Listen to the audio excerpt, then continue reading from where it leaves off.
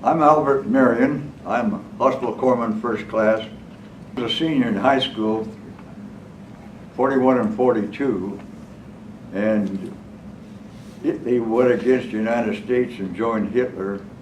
And my dad came over from Italy, and he did what anybody knows he's Italian.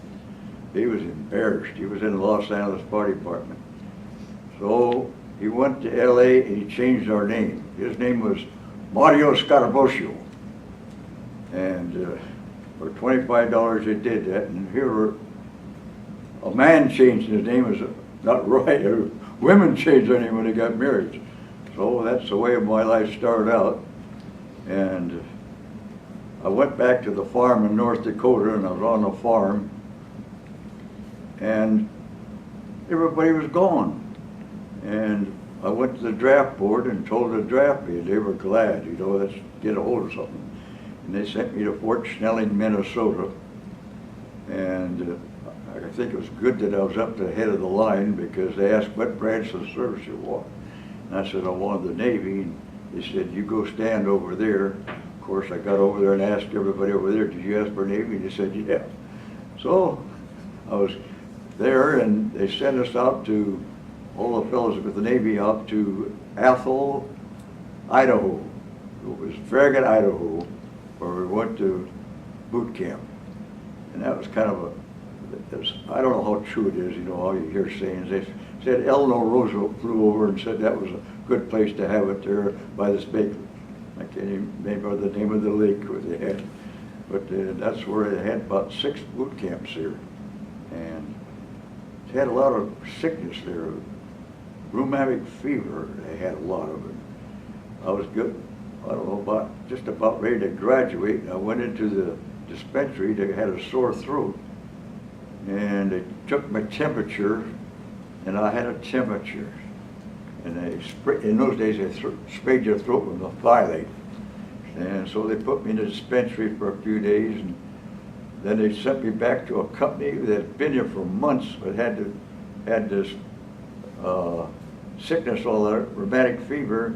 And man, I couldn't roll my clothes as good as those guys did. I had to pay them to roll my clothes. And from there, I went to hospital corps school right on the base there, right there.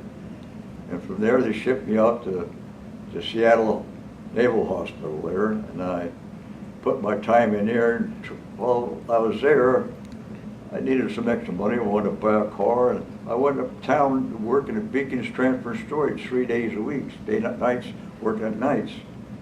And that worked out good, because I got discharged in 3rd of July 1946, and I worked there full time there at the Beacon's Transfer and Storage. And my dad had a heart attack in San Diego, and I told them there, and they said, oh, we'll write you a letter. Beacons himself, Claude Beacons, wrote me a letter to get a job in Long Beach, California.